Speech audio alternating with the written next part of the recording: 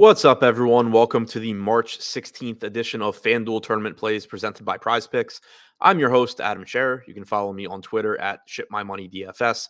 And as a reminder, you get one free month of Awesemo Plus Platinum when you sign up and make a deposit at PrizePicks. Be sure to use the code Awesemo to receive a 100% first deposit bonus up to $100.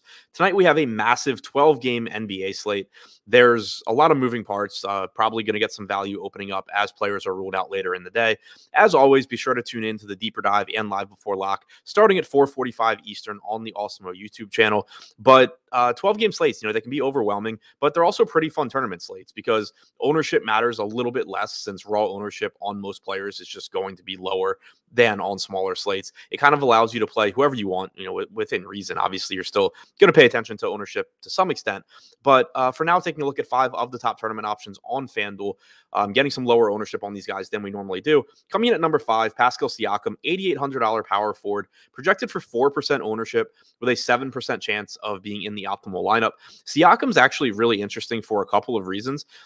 We have Fred VanVleet and Gary Trent both questionable for the Raptors. If both of those guys play, an $8,800 Siakam is still fine. He can still have a good game here against the Clippers. He's over a fantasy point per minute player. He's likely to play huge minutes. Still looks fine. But if you get Fred VanVleet, or to a lesser extent, Gary Trent, or both, ruled out later in the day, this is the latest game on the slate. It starts at 10:30 Eastern.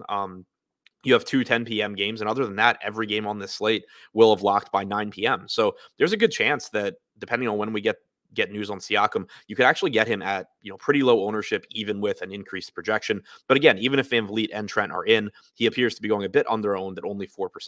Number 4, Kevin Durant, $11,000, power forward and small forward eligible, projected for only 2% ownership right now, with an 8% chance of being in the optimal lineup. That ownership may come up a little bit. I have a hard time thinking that Durant is actually going to be 2% owned, but it is a massive slate. There are a ton of guys to pay up for.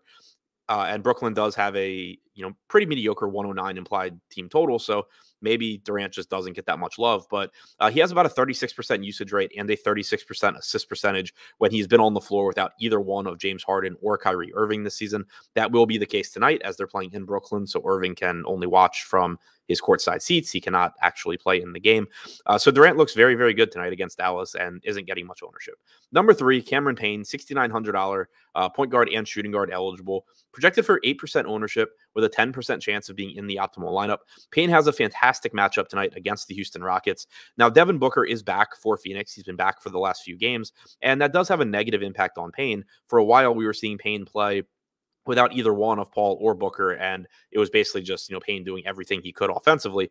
Now, when he plays alongside Booker, you do take a hit in assist percentage, he takes a hit in usage rate, but Phoenix is also, for the most part, staggering their minutes. So if Booker plays 36 minutes and Payne plays 30, then you're expecting around 40% of Payne's minutes to be without Devin Booker or obviously Chris Paul on the floor. He still projects pretty well, especially at this inexpensive $6,900 price tag.